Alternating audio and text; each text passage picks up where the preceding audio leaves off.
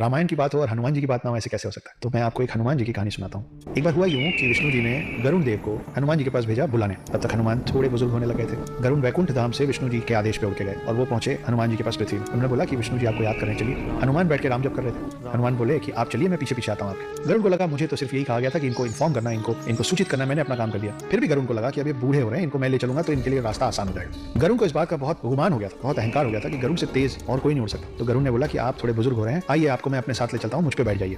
हनुमान जी ने फिर से कहा कि मैं अभी अपना जाप खत्म करूंगा, उसके बाद आऊंगा, आप चलिए मैं आता हूँ। गरुण निकल गए। गरुण पूरे स्पीड से उड़ के वापस विष्णु जी के पास वैकुंठ धाम पहुंचे।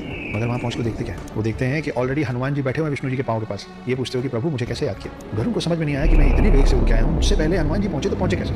और उनके दिमाग में एक और सवाल था कि अगर हनुमान जी यहाँ पहुंच भी गए थे तो द्वारपाल जो उस दिन सुदर्शन चक्र थे वो हनुमान को अंदर कैसे आने दिए। सुदर्शन चक्र ने हनुमान को विष्णु जी के पास आने से रोका क्यों नहीं। तो खोज शुरू हुई कि सुदर्शन चक्र है कहाँ, द्वारपाल सुदर्शन चक्र। अगर द्वार पे नहीं है तो गया कहाँ। विष्णु जी मुस्कुराए और हनुमान जी बोले, हे हनुमान कहाँ है मेरा सुदर्शन। हनुमान जी ने मुंह खोला और मुंह के अंदर से सुदर्शन चक्र निकला। सुदर्शन चक्र को इस बात का अभिमान हो गया था कि उससे ताकतवर कोई अस्त्र शस्त्र नहीं है और गरुण देव को इस बात का अभिमान हो गया था कि उनसे तेज कोई उड़ नहीं सकता। हनुमान जी ने एक ही सफर में इन दोनों की सारी गलतफहमी दूर कर दी थी। वो अस्त्रों में सर्वश्रेष्ठ सुदर्शन चक्र को निगल गए थे और गरुण से पहले विष्णु जी के पास पहुंच गए थे। ये है हमारे हनुमान।